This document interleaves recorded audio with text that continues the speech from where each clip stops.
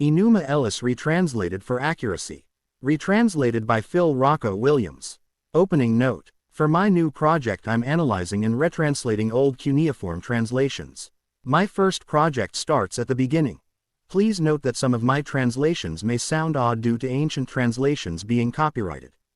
I assure you that they are far more accurate than the originals that yielded a 47% accuracy score on the scale I built.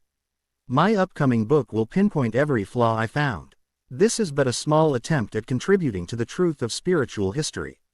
Tablet 1. When the upper regions had not yet been named, and the lower expanse had not yet been designated, when Apsu, the first source, existed before them, and Tiamat, the generative matrix of all, their waters were combined as one.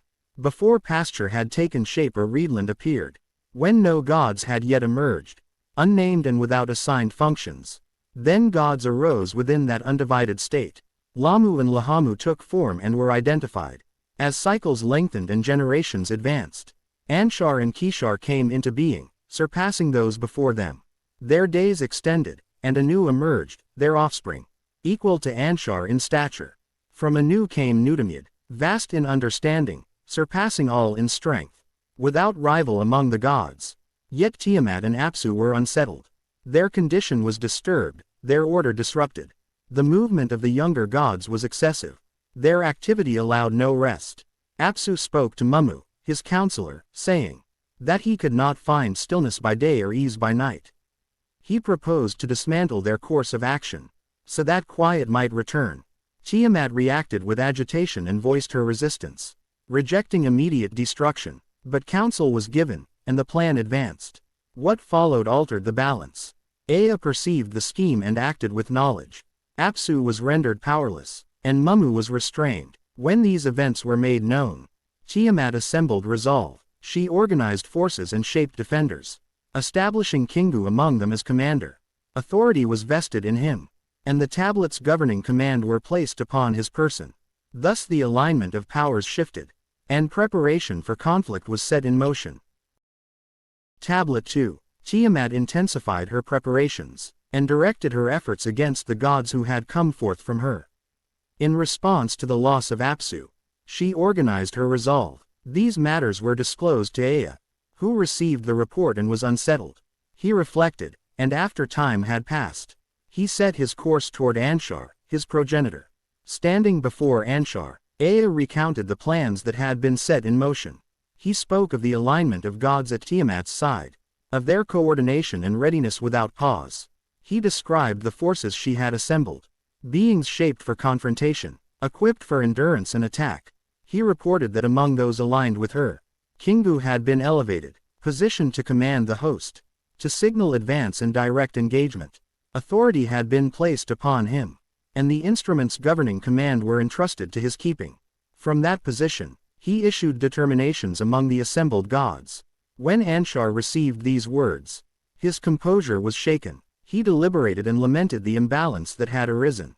Anshar then addressed his son Anu, and sent him forth to engage Tiamat, with the intent that her disposition might be calmed, and that conflict might yet be averted. Anu approached and observed her condition, but found no ground upon which to stand, and he withdrew, returning to Anshar. After further deliberation, attention turned toward another. A younger god was addressed and encouraged, one whose capacity was sufficient for confrontation. Words of assurance were spoken, and a condition was established.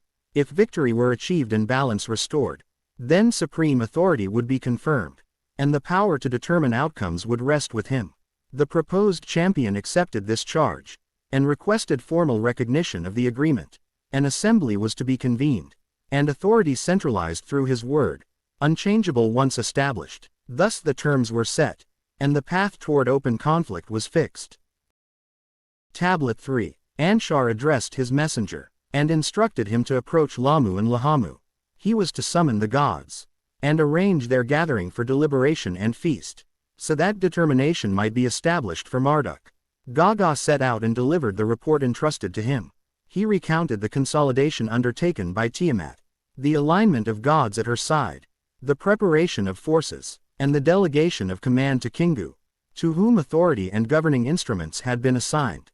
He reported the attempts that had failed, those undertaken by Anu and by Ea, and the readiness of Marduk to confront the opposition, provided that his authority be affirmed, and his word granted binding force. Gaga repeated the conditions, that an assembly be convened, that determination be declared in advance, and that what was spoken by Marduk would not be altered once established.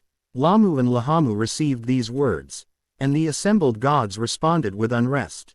They gathered together, and entered into Anshar's presence. The gods prepared a ceremonial meal. They sat at the banquet, consumed bread, and mixed wine. Their spirits were steadied, their resolve unified, and their disposition brought into alignment.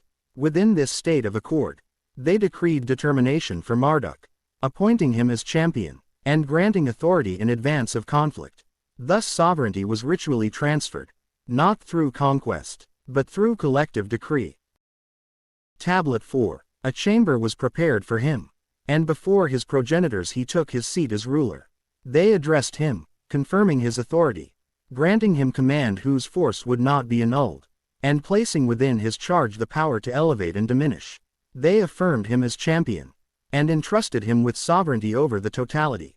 A test was set before him, an object was placed at the center, and at his spoken command it vanished. At his word it returned. When the assembly witnessed the efficacy of his speech, they acknowledged his rule, and conferred upon him the insignia of office. They directed him toward Tiamat, and instructed that the conflict be concluded.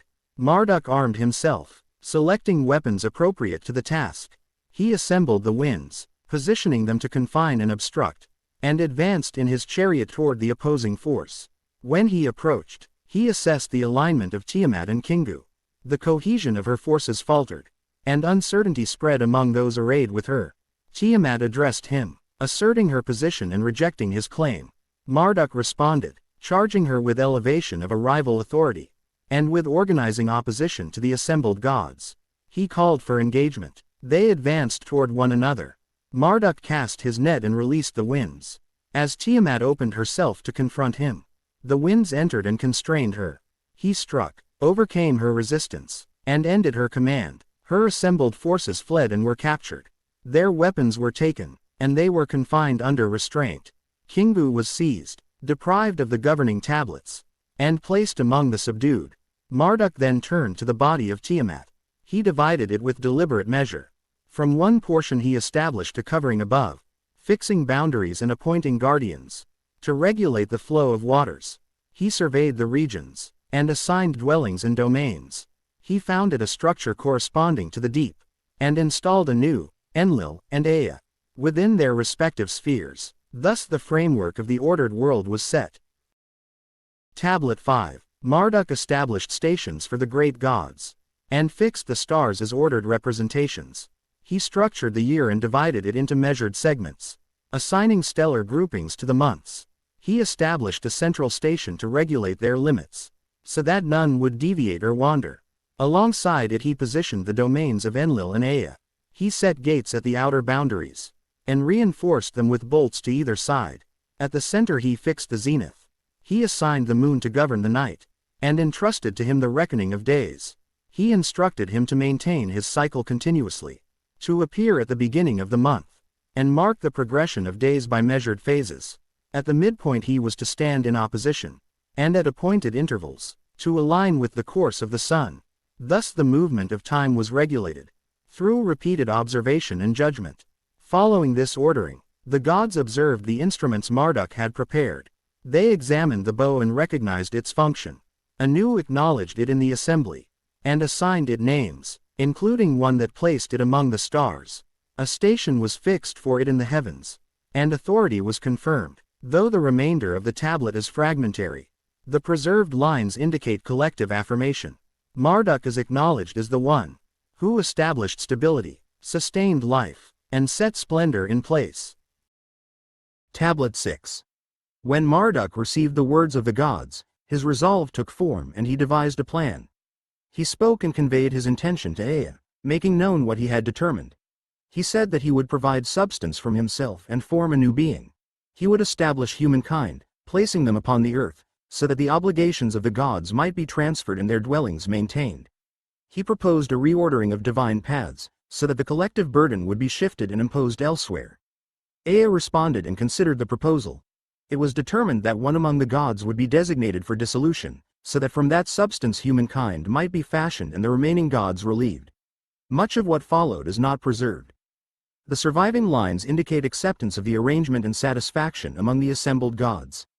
In the place of assembly, they established their dwelling.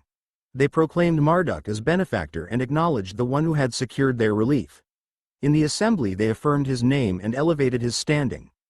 Thus humanity was instituted as a functional component of the ordered world, and divine equilibrium was maintained. Tablet 7. They proclaimed his names and established his designations. Each title they assigned corresponded to a function, and through these names authority was gathered into one. Asari they named him, the one who brings forth planting and establishes growth. Asaru Alim they called him, the one who presides over deliberation and decree. Through him the determinations of Anu, Enlil, and Ea were directed. They acknowledged him as provider of abundance, and as the one through whom sustenance is secured. They named him Tutu, the one who restores order and renews arrangement.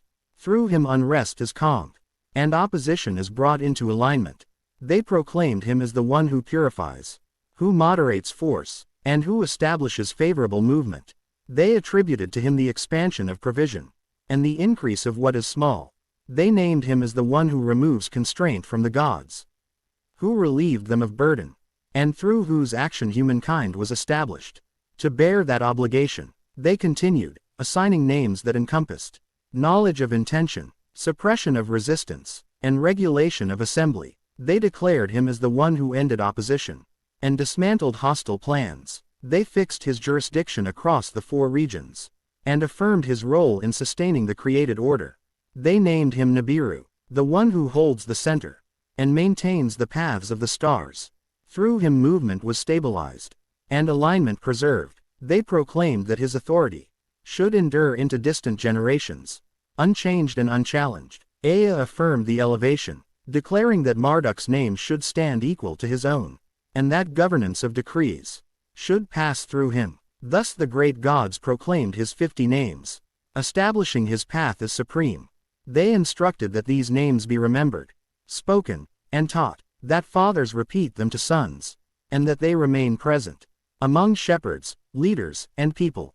The tablet closes with affirmation of permanence, that his word remains fixed, his command unaltered, and his authority uncontested.